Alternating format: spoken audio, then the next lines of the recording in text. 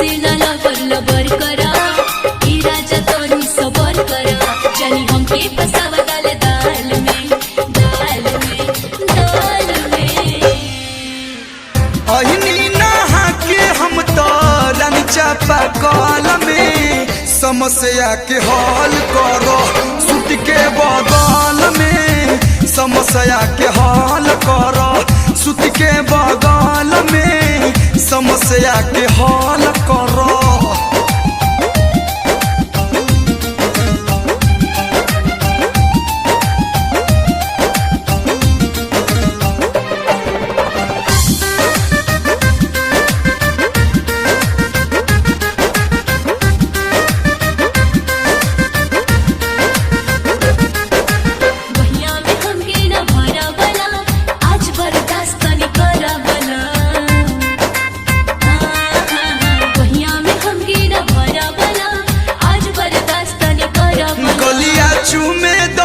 काहे हमसे दूर करेलू काहे जबरी करे मजबूर करेलू बगला दे बतुए के पाल में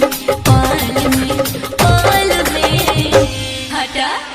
अहिनी नहा के हम तो रानी चापा कल में समस्या के हल करो सूत के बगल में समस्या के हल करो सूत के बगल में समस्या के हल करो।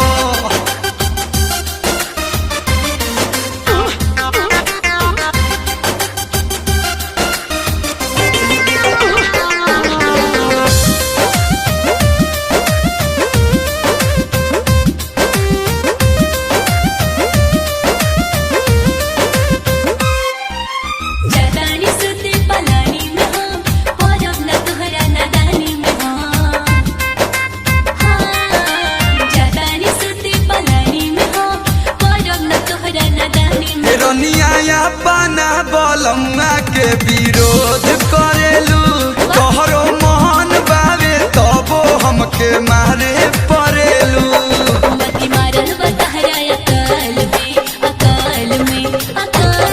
बहुत मूड करता।